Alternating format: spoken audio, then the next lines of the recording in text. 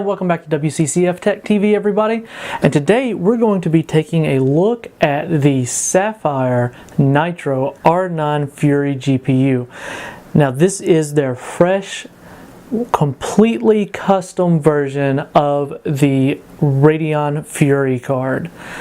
Now, before we take a deep look at this card, I want to say a big thank you to Brian over at Bad Seed Tech for helping us out with an NVIDIA GTX 980 for comparative purposes. Now let's take a little bit closer look at the monster that is the Sapphire Nitro R9 Fury.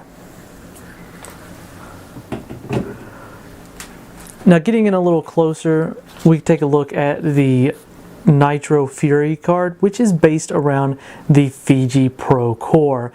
That is to say, it has 3,584 stream processors that are GCN 1.3. This one is the fastest and highest clocked factory This is the highest factory clocked Fury card that you can get at 1050 megahertz with 4 gigabytes of high bandwidth memory with a 4096-bit bus with an operating frequency of 500 megahertz base.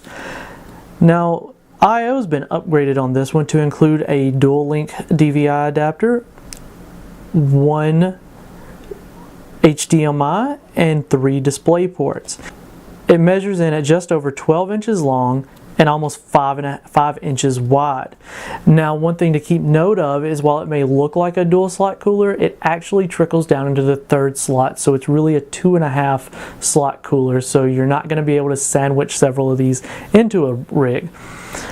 Now, it does take 2 8-pin connectors, and it features a dual BIOS. One of those BIOSes features a 260 watt TDP with a 75 degrees Celsius target, and the other BIOS has a 300 watt TDP with an 80 degrees Celsius target temperature.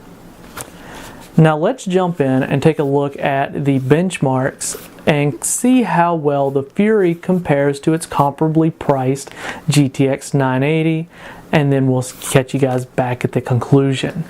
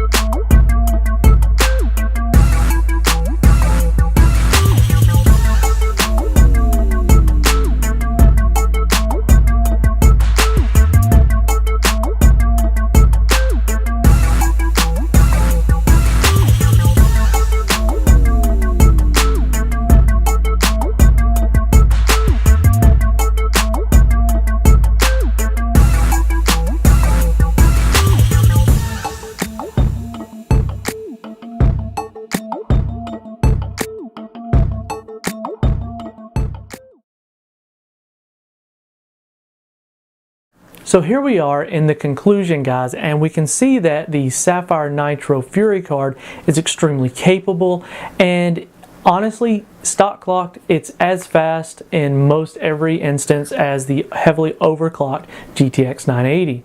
So if you're looking for a great out-of-the-box experience without having to tinker around a whole lot, you're going to be in a good place with the Nitro Fury.